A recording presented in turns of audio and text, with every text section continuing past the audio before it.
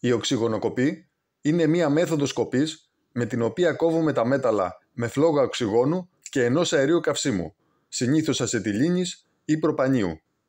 Σε σχέση με την οξυγονοσυγκόλληση, χρησιμοποιούμε μία επιπρόσθετη ποσότητα οξυγόνου κατά την εκτέλεση της κοπής. Σε σύγκριση με τα μηχανικά μέσα κοπής, όπως ο τροχός και το δισκοπρίωνο, έχει τα εξής πλεονεκτήματα. Έχουμε ευκολότερη πρόσβαση σε δυσπρόσιτα σημεία. Απαιτείται μικρότερη συγκράτηση των κομματιών ή καθόλου συγκράτηση. Η κοπή γίνεται με μεγαλύτερη ταχύτητα. Μπορούν να κοπούν κομμάτια μεγαλύτερου πάχους. Η οξυγονοκοπή βασίζεται στην ιδιότητα του οξυγόνου να οξυδώνει τα μέταλλα με μεγάλη ταχύτητα όταν είναι πυρακτωμένα.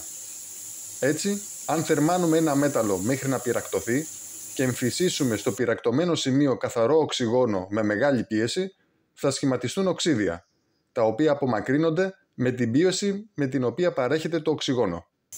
Στο σημείο που σχηματίζονται τα οξύδια και μετά την απομάκρυνσή τους, επέρχεται διάσπαση της συνοχής του μετάλλου με αποτέλεσμα την κοπή του.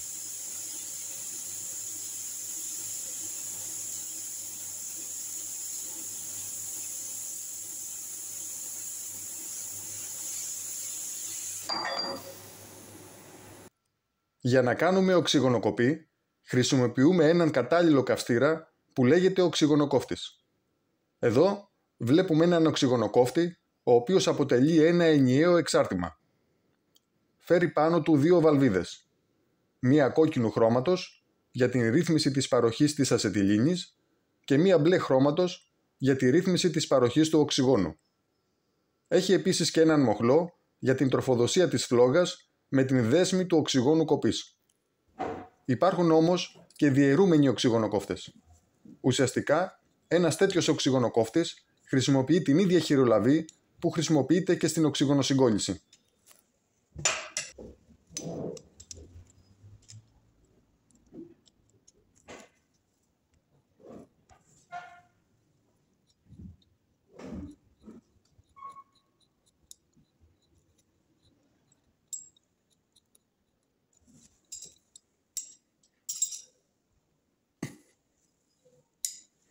Σε αυτή την περίπτωση έχουμε τρεις βαλβίδες και έναν μοχλό. Την μπλε βαλβίδα της χειρολαβής την ανοίγουμε τέρμα έτσι ώστε το οξυγόνο να μην συναντά αντιστάσεις κατά τη ροή του μέσα από τον αγωγό της χειρολαβής.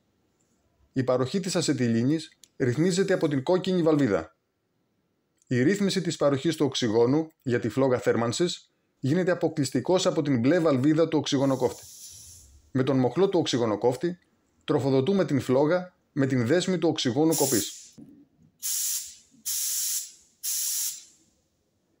Το μπεκ ή ακροφύσιο του οξυγονοκόφτη διαφέρει από τα μπεκ της οξυγονοσυγκόλλησης.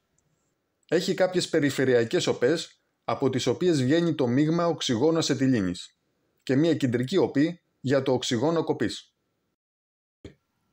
Ας δούμε έναν οξυγονοκόφτη σε δομή. Το οξυγόνο και η ασετιλίνη ρέουν μέσα από τους αγωγούς της χειρολαβής.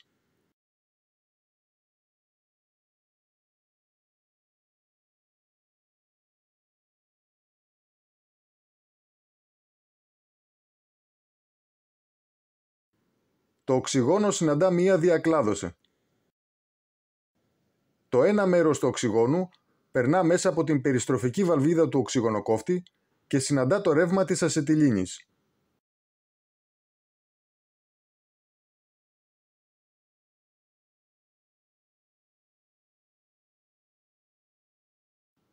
Τα δύο αέρια αναμειγνύονται και το μείγμα, που εδώ απεικονίζεται με μοβ χρώμα, κατευθύνεται στις περιφερειακές οπές του μπεκ.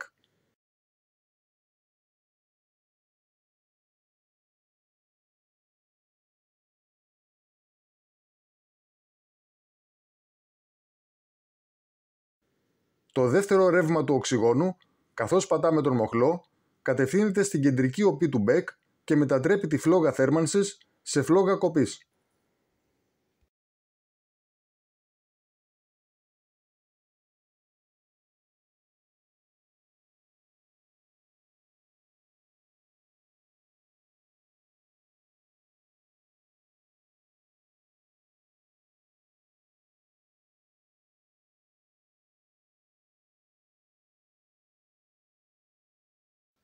Ανάλογα με το πάχος του μετάλλου που θα κόψουμε, χρησιμοποιούμε και το ανάλογο μπεκ.